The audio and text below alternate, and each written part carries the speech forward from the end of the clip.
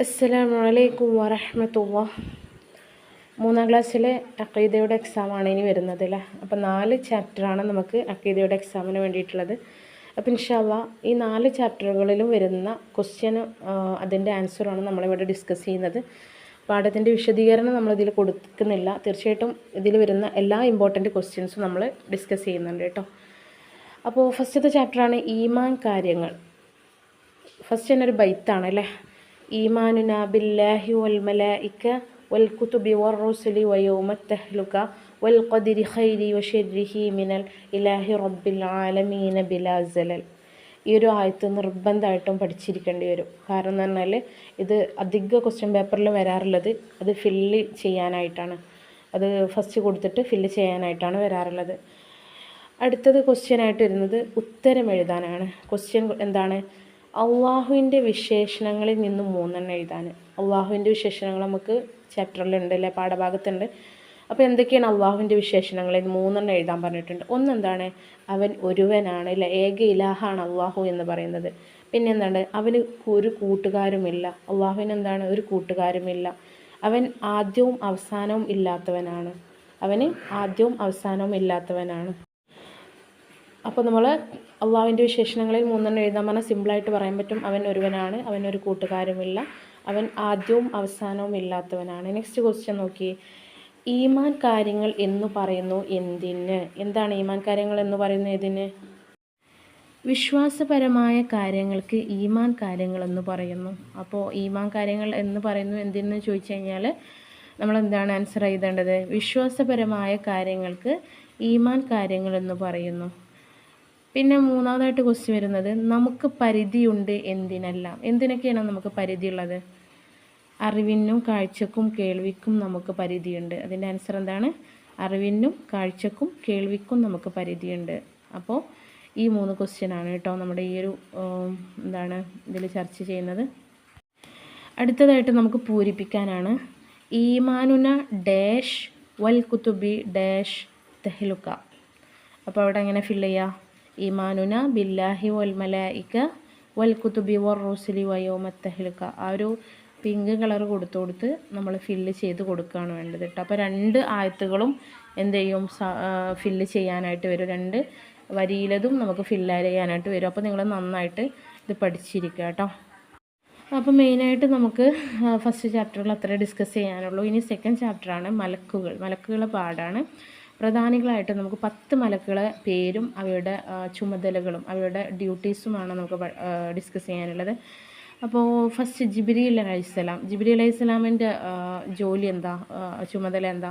അംബിയ മുർസലുകൾക്ക് വഹി എത്തിച്ചു കൊടുക്കുക എന്നുള്ളതാണ് ജിബ്രീൽ അലൈഹിസ്സലാമിൻ്റെ ജോലി എന്ന് പറയുന്നത്. അപ്പോൾ ജിബ്രീൽ അലൈഹിസ്സലാം വഹി എത്തിച്ചു കൊടുക്കുക. രണ്ടായിട്ട് വരുന്നത് മീക്കായിൽ അലൈഹിസ്സലാം. എന്താണ് മീക്കായിൽ അലൈഹിസ്സലാമിൻ്റെ ജോലി? ഇടി, മിന്ന്, മഴ, കാറ്റ്, റിസ്ക് മുതലായവ കൊണ്ട് ഏൽപ്പിക്കപ്പെട്ട മലക്കാണ് മീക്കായിൽ അലൈഹിസ്സലാം. മൂന്നാമത്തെ മലക്ക് ഇസ്രാഫിൽ അലൈഹിസ്സലാമാണ് സൂർ എന്ന കാഹളത്തിൽ ഊതുന്ന മലക്ക്. നമുക്കറിയാം സൂർ എന്ന കാഹളത്തിൽ ഒന്നാമത് ഊതുമ്പോൾ ഈ ലോകം മുഴുവൻ നശിക്കും. രണ്ടാമത് ഊതുമ്പോൾ മരിച്ചവരെല്ലാം ജീവിച്ചെഴുന്നേറ്റ് നിൽക്കുന്ന നമ്മൾ പഠിച്ചിട്ടുണ്ട് അല്ലേ. അപ്പോൾ ഇസ്രാഫിൽ അലൈഹിസ്സലാമിൻ്റെ ചുമതലയാണ് സൂർ എന്ന കാഹളത്തിൽ ഊതുക. നാലാമതായിട്ട് വരുന്നത് അസ്റായിൽ അലൈഹിസ്സലാം. നമ്മൾ റൂഹ് പിടിക്കുന്ന മലക്കാണ് അല്ലേ.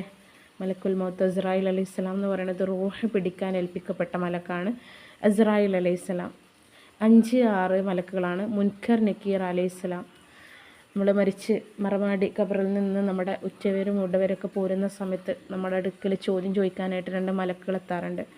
ഏതൊക്കെയാണ് 2 മലക്കുകൾ? മുൻകർ നക്കീർ അലൈഹിസ്സലാം, ഖബറിൽ വെച്ച് ചോദ്യം ചെയ്യൽ.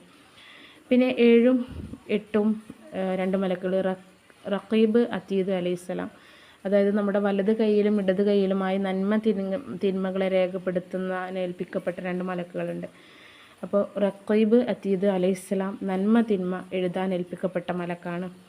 9 മാലിക് അലൈഹിസ്സലാമിൻ്റെ ജോലി നരകം കാക്കുന്ന മലക്കാണ് കേട്ടോ. അപ്പോൾ മാലിക് അലൈഹിസ്സലാമിൻ്റെ ജോലി നരകം കാക്കുക. അതുപോലെ 10ാമത്തെ മലക്ക് റിദ്വാൻ അലൈഹിസ്സലാം, സ്വർഗം കാക്കുന്ന മലക്കാണ് റിദ്വാൻ അലൈഹിസ്സലാം. അപ്പോൾ നമ്മൾ പ്രധാനികളായിട്ടുള്ള 10 മലക്കുകളെ നമ്മൾ പഠിച്ചു അല്ലേ. ജിബ്രീൽ അലൈഹിസ്സലാം, മീക്കായിൽ അലൈഹിസ്സലാം, ഇസ്രാഫീൽ അലൈഹിസ്സലാം, ഇസ്രായിൽ അലൈഹിസ്സലാം, മുൻകർ നക്കീർ അലൈഹിസ്സലാം, റഖീബ് അതീദ് അലൈഹിസ്സലാം, മാലിക് അലൈഹിസ്സലാം, റിദ്വാൻ അലൈഹിസ്സലാം. ഇങ്ങനെ പ്രധാനികളായ 10 മലക്കുകളെ പരിചയപ്പെട്ടു. അതോടൊപ്പം തന്നെ അവരുടെ ചുമതലകളും നമ്മൾ പരിചയപ്പെട്ടു. ഇൻഷാ അല്ലാഹ് ഇനി അടുത്ത ഭാഗത്തിലോട്ട് കിടക്കാം. നെക്സ്റ്റ് ആയിട്ട് വരുന്നത് മലക്കുകളുടെ വിശേഷണങ്ങളാണ്. എന്തൊക്കെയാണ് മലക്കുകളുടെ വിശേഷണങ്ങൾ? അവർ സ്ത്രീകളോ പുരുഷന്മാരോ അല്ല. മലക്കൾ എന്തല്ല, സ്ത്രീകളോ പുരുഷന്മാരോ അല്ല. അതുപോലെ തന്നെ അവർക്ക് ഉറക്കം മറവി ഒന്നുമില്ല. അവർക്ക് അന്നപാനീയങ്ങൾ ആവശ്യമില്ല. പിന്നെ ക്ഷീണമോ മറവിയോ മടിയോ അവർക്കില്ല. നിമിഷ നേരം കൊണ്ട് അവർ ഉദ്ദേശിച്ച സ്ഥലത്ത് എത്താൻ അവർക്ക് സാധിക്കും. അത്രയും കഴിവുകളുള്ള ആളുകളാണ് മലക്കുകൾ എന്ന് പറയുന്നത്. അപ്പോൾ മലക്കുകളുടെ വിശേഷണങ്ങൾ ചോദിച്ചു കഴിഞ്ഞാൽ എന്താണ്? അവർ സ്ത്രീകളോ പുരുഷന്മാരോ അല്ല. അവർക്ക് ഉറക്കമോ മറവിയോ ഇല്ല. അവർക്ക് അന്നപാനീയങ്ങൾ ആവശ്യമില്ല. ക്ഷീണമോ മടിയോ അവർക്കില്ല. നിമിഷ നേരം കൊണ്ട് അവർ ഉദ്ദേശിച്ച സ്ഥലത്ത് എത്താൻ അവർക്ക് സാധിക്കും. ഇത്രയും കാര്യങ്ങളാണ് മലക്കുകളെ കുറിച്ചുള്ള വിശേഷണങ്ങൾ, മലക്കുകളുടെ വിശേഷണങ്ങൾ. തീർച്ചയായിട്ടും ഇതൊന്ന് 2 3 മലക്കുകളുടെ വിശേഷണങ്ങൾ എക്സാമിന് എഴുതാനായിട്ട് ക്വസ്റ്റ്യൻ വരും. അപ്പോൾ തീർച്ചയായിട്ടും ഇത് നിങ്ങൾ പഠിച്ചിരിക്കുക കേട്ടോ. അടുത്തതായിട്ട് വരുന്ന ക്വസ്റ്റ്യൻ ഉത്തരം എഴുതാനാണ്. മലക്കുകൾ ആരാകുന്നു? മലക്കുകൾ എന്തുകൊണ്ടാണ് സൃഷ്ടിക്കപ്പെട്ടിട്ടുള്ളത്? അപ്പോൾ മലക്കുകൾ ആരാകുന്നു ചോദിച്ചു കഴിഞ്ഞാൽ ആൻസർ ചെയ്തത് എന്താ? പ്രകാശം കൊണ്ട് സൃഷ്ടിക്കപ്പെട്ട ഒരു പ്രത്യേക സൃഷ്ടികളാണ് മലക്കുകൾ. പ്രകാശം കൊണ്ട് സൃഷ്ടിക്കപ്പെട്ട ഒരു പ്രത്യേക സൃഷ്ടികളാണ് മലക്കുകൾ എന്ന് നമ്മൾ ആൻസർ എഴുതണം കേട്ടോ. അടുത്തതായിട്ട് വരുന്നത് നേരത്തെ നമ്മൾ ഡിസ്കസ് ചെയ്ത കാര്യം തന്നെയാണ്. ക്വസ്റ്റ്യൻ വരുന്നൊരു മോഡലാണ്. മലക്കുകളുടെ വിശേഷണങ്ങളിൽ നിന്ന് 3 എഴുതാനാണ് പറഞ്ഞിട്ടുള്ളത്. അപ്പോൾ നിങ്ങൾക്ക് സിമ്പിളായിട്ട് തോന്നുന്ന 3 എക്സാമ്പിൾ എഴുതുക. എന്താണ്? അവർ സ്ത്രീകളോ പുരുഷന്മാരോ അല്ല. അവർക്ക് ഉറക്കമോ മറവിയോ ഇല്ല. അവർക്ക് അന്നപാനീയങ്ങൾ ആവശ്യമില്ല. ഇത്രയും സിമ്പിളായിട്ടുള്ള 3 എഴുതി കഴിഞ്ഞാൽ ഇൻഷാ അല്ലാഹ് നമുക്ക് നല്ല രീതിയിൽ തന്നെ മാർക്ക് സ്കോർ ചെയ്യാൻ പറ്റും.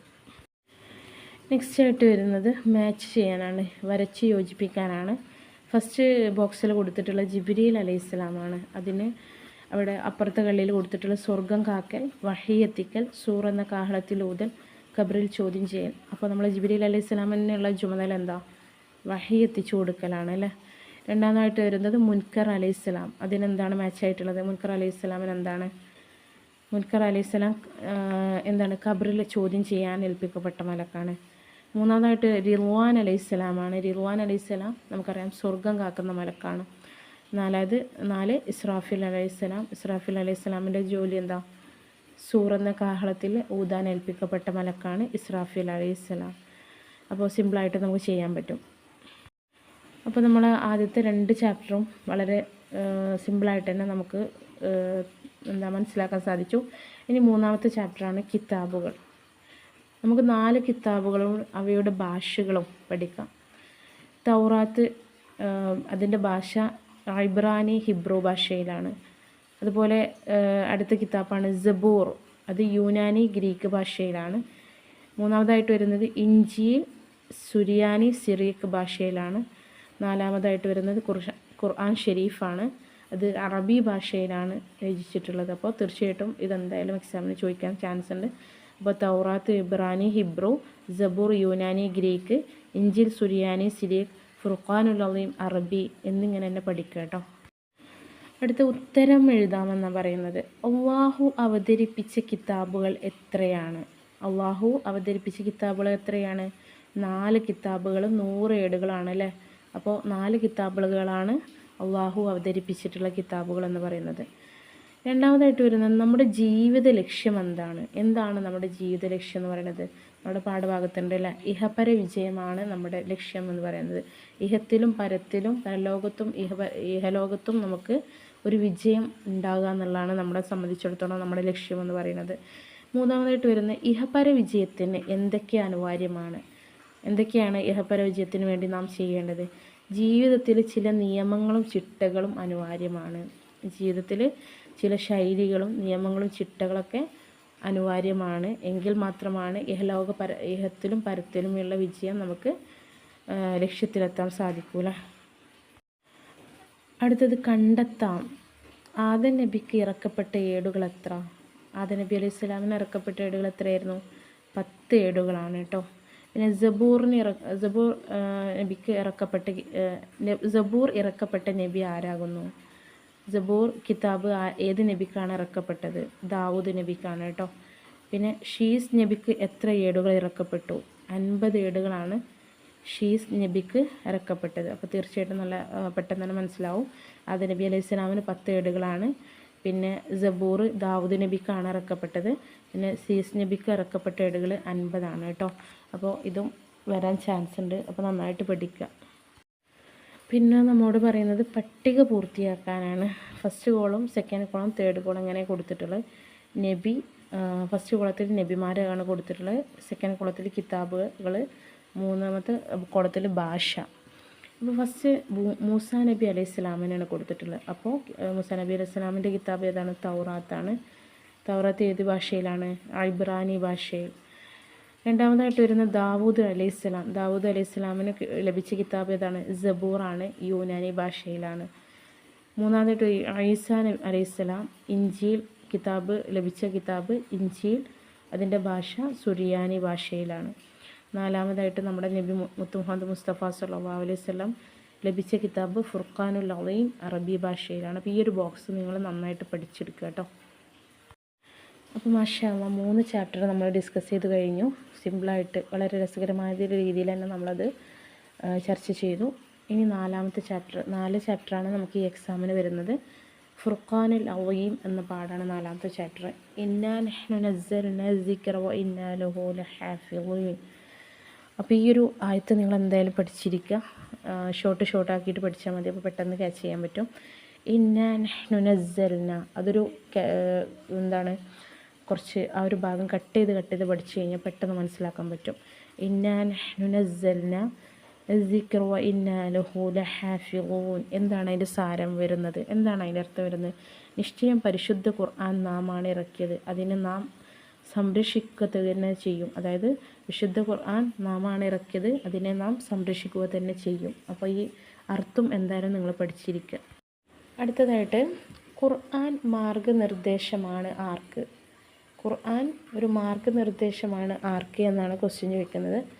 അപ്പോൾ ലോകാവസാനം വരെയുള്ള മുഴുവൻ ജനതക്കും ഖുർആൻ മാർഗനിർദ്ദേശമാണ്. അതായത് ലോകാരംഭം മുതൽ ലോകാവസാനിക്കുന്ന വരെയുള്ള എല്ലാ ജനങ്ങൾക്കും എന്താണ്? ഖുർആൻ ഷരീഫ് ഒരു മാർഗനിർദ്ദേശമാണ് എന്നാണ് പറയുന്നത്. നെക്സ്റ്റ് വരുന്നത് എന്താണ്? ഖുർആനിനോട് കാണിക്കേണ്ട 4 അദബുകൾ എന്തൊക്കെയാണ്? എന്താണ് ഖുർആനിനോട് കാണിക്കേണ്ട 4 അദബുകൾ? ഒന്നെന്താണ്? ഖുർആനിൻ്റെ മീതെ ഒന്നും വെക്കാൻ പാടില്ല. നമ്മൾ ഖുർആൻ വെച്ചിട്ട് അതിൻ്റെ മുകളിൽ വേറെ എന്തെങ്കിലും ബുക്സോ കാര്യങ്ങളോ ഒന്നും കൊണ്ടുവെക്കാൻ പാടില്ല. പിന്നെ ശുദ്ധി കൂടാതെ അത് തൊടാനോ ചുമക്കാനോ പാടില്ല. ചിലപ്പോൾ ഖുർആൻ മക്കളെ ബാഗിലൊക്കെ ഉണ്ടായിരിക്കാം. അപ്പോൾ നമ്മൾ വൃത്തിയില്ലാതെ അത് ചുമക്കാനോ അല്ലെങ്കിൽ അത് തൊടാനോ സാധ്യമല്ല. പിന്നെ ഖുർആനിൻ്റെ നേരെ കാൽ നീട്ടാൻ പാടില്ല. ഖുർആൻ ഓതുന്ന സമയത്ത് നമ്മൾ കാല് നീട്ടിയിരിക്കുക, അല്ലെങ്കിൽ ഖുർആൻ്റെ നേരെ കാല് നീട്ടി വെക്കുക എന്നതൊക്കെ ചെയ്യാൻ പാടില്ല. അതൊക്കെ ഒരു അദബുകേടാണ് കേട്ടോ. അപ്പോൾ ഇൻഷാ അല്ലാഹ് ഖുർആനോട് കാണിക്കേണ്ട 4 അദബുകൾ ഏതൊക്കെ? ഖുർആനിൻ്റെ മീതെ ഒന്നും വെക്കാൻ പാടില്ല, ശുദ്ധി കൂടാതെ തൊടാനോ ചുമക്കാനോ പാടില്ല, പിന്നെന്താണ്? ഖുർആനിൻ്റെ നേരെ കാൽ നീട്ടാൻ പാടില്ല. ഇതൊക്കെ എന്തായാലും ഖുർആനിൻ്റെ അദബുകളെ കുറിച്ച് ചോദ്യം ചോദിക്കുന്ന സമയത്ത് എഴുതേണ്ടി വരും കേട്ടോ. അടുത്തതായിട്ട് വരുന്നത് ഉത്തരം എഴുതാം. ഏറ്റവും ശ്രേഷ്ഠമായ കിതാബ് ഏതാണ്? 4 കിതാബുകൾ നമുക്കറിയാം അല്ലേ? തൗറാത്ത്, ഇഞ്ചീൽ, സബൂർ, തൗറാത്ത്, ഇഞ്ചീൽ, സബൂർ, പിന്നെ ഖുർആൻ ഷരീഫ്. അപ്പോൾ ഈ 4 കിതാബുകളിൽ ഏറ്റവും ശ്രേഷ്ഠമായ കിതാബ് ഏതാണെന്ന് ചോദിക്കുന്നത്. അപ്പോൾ ഖുർആൻ ഷരീഫാണ്. പിന്നെ രണ്ടാമതായിട്ട് വരുന്നത് ഖുർആൻ അവതരണം പൂർത്തിയാക്കിയത് എത്ര വർഷം കൊണ്ടാണ്? ഖുർആൻ 1-2 വർഷം കൊണ്ടല്ല മുഴുവനായിട്ടും അവതരിപ്പിച്ചിട്ടുള്ളത്. ഖുർആൻ അവതരണം പൂർത്തിയായത് എത്ര വർഷം കൊണ്ടാണ്? 23 വർഷം. ജിബ്രീൽ അലൈഹിസ്സലാം മുഖേന ഓരോ ആയത്തുകൾ പല സ്ഥലങ്ങളിലായിട്ട് അല്ലാഹു സുബ്ഹാനഹു വ തആല ഇറക്കി കൊടുത്ത്, അങ്ങനെ ഇറങ്ങിയ ആയത്തുകൾ കാണുന്ന പാറക്കഷ്ണങ്ങളിലും തോൽ കഷ്ണങ്ങളിലും ഇലയോലകളിലൊക്കെ കുത്തിവെച്ച് പിന്നെ അത് ഗ്രന്ഥരൂപത്തിലായി ക്രോഡീകരിച്ചു. അങ്ങനെ 23 വർഷം കൊണ്ടാണ് ഖുർആൻ അവതരിക്കപ്പെട്ടിട്ടുള്ളത്. അപ്പോൾ ഇൻഷാ അല്ലാഹ് ഇതൊക്കെ നന്നായിട്ട് നിങ്ങൾ പഠിച്ചെടുക്കുക കേട്ടോ. ഇനി നെക്സ്റ്റ് ആയിട്ട് വരുന്നത് എന്താണ്? അടുത്ത് പൂരിപ്പിച്ച് സാരം എഴുതാനാണ് പറയണത്. ആ ഒരു പൂരിപ്പിക്കും വേണം, അതിൻ്റെ അർത്ഥം എഴുതും വേണം. ഇന്നാ നഹ്നു നസ്സൽനാ സിക്റ വ ഇന്നാ ലഹു ലഹാഫിളൂൻ. അത് ഫില്ലിംഗ് ദ ബ്ലാങ്ക്സ് ആയിരിക്കും. അത് പൂരിപ്പിക്കുകയും ചെയ്യുക, അതിൻ്റെ അർത്ഥം എഴുതുക. എന്താണ് അതിൻ്റെ അർത്ഥം? നിശ്ചയം പരിശുദ്ധ ഖുർആൻ നാമാണ് ഇറക്കിയത്, അതിനെ നാം സംരക്ഷിക്കുക തന്നെ ചെയ്യും. അപ്പോൾ തീർച്ചയായിട്ടും ഇതിൻ്റെ അർത്ഥം നിങ്ങൾ പഠിച്ചിരിക്കുക. അപ്പോൾ ഇൻഷാ അല്ലാഹ് അപ്പോൾ നമ്മുടെ 4 ചാപ്റ്റേഴ്സും ഇവിടെ ഡിസ്കസ് ചെയ്ത് കഴിഞ്ഞു. സിമ്പിളാണ്, മനസ്സിലാക്കി കഴിഞ്ഞാൽ ഈസി ആയിട്ട് എക്സാമിന് മാർക്ക് സ്കോർ ചെയ്യാൻ പറ്റും. പിന്നെ അതുപോലെ തന്നെ നിങ്ങൾക്ക് വീട്ടിലിരുന്നു കൊണ്ട് തന്നെ ഓൺലൈനായിട്ട് മദ്രസ പഠിക്കാൻ ആഗ്രഹിക്കുന്ന മക്കൾക്ക് APEK സിലബസ്, അതുപോലെ ഖുർആൻ പാരായണം തജ്വീദോട് കൂടെ പഠിക്കാൻ ആഗ്രഹിക്കുന്ന ആളുകൾക്ക് നിസ്കാരം, എല്ലാ കാര്യങ്ങളും ഉൾപ്പെടുത്തിക്കൊണ്ട് നിസ്കാരം പഠിക്കാൻ ആഗ്രഹിക്കുന്ന ആളുകൾ തീർച്ചയായിട്ടും നിങ്ങളെന്ത് ചെയ്യുക, അഡ്മിഷൻ വേണമെന്നുണ്ടെങ്കിൽ തീർച്ചയായിട്ടും സ്ക്രീനിൽ കാണുന്ന നമ്പറായിട്ട് കോൺടാക്റ്റ് ചെയ്യുക. എൻ്റെ നമ്പർ ഇന്ന് അവിടെ കൊടുക്കുന്നുണ്ട്. അപ്പോൾ ആ നമ്പറിൽ കോൺടാക്റ്റ് ചെയ്ത് കഴിഞ്ഞാൽ നിങ്ങൾക്ക് നമ്മുടെ മദ്രസ ഓൺലൈനായിട്ട് പഠിക്കാൻ ആഗ്രഹിക്കുന്നവർക്കും ഖുർആൻ തജ്വീദോട് കൂടെ എല്ലാ നിയമവശങ്ങളിലൂടെ ആ ഒരു ശൈലിയോട് കൂടെ ഓതാൻ പഠിക്കണം എന്നുണ്ടെങ്കിലും തീർച്ചയായിട്ടും നിങ്ങൾ കോൺടാക്റ്റ് ചെയ്യുക. നല്ല ക്ലാസ്സാണ്. ഖായിദ MQT അറ്റൻഡ് ചെയ്ത പ്രഗത്ഭരായിട്ടുള്ള ടീച്ചേഴ്സിൻ്റെ കീഴിലാണ് നമ്മൾ ക്ലാസ് കൊടുക്കുന്നത്. അപ്പോൾ തീർച്ചയായിട്ടും നിങ്ങൾ എന്ത് ചെയ്യുക, മാക്സിമം സപ്പോർട്ട് ചെയ്യുക, ലൈക്ക് ചെയ്യുക, സബ് ചെയ്യുക, ഓൾ ബട്ടൺ ഒന്ന് പ്രസ് ചെയ്യുക. എങ്കിൽ മാത്രമാണ് ഞാൻ ഇടുന്ന വീഡിയോസ് വീണ്ടും നിങ്ങൾക്ക് നോട്ടിഫിക്കേഷനായിട്ട് വരുകയുള്ളൂ. അപ്പോൾ അസ്സലാമു അലൈക്കും വറഹ്മത്തുള്ളാഹി.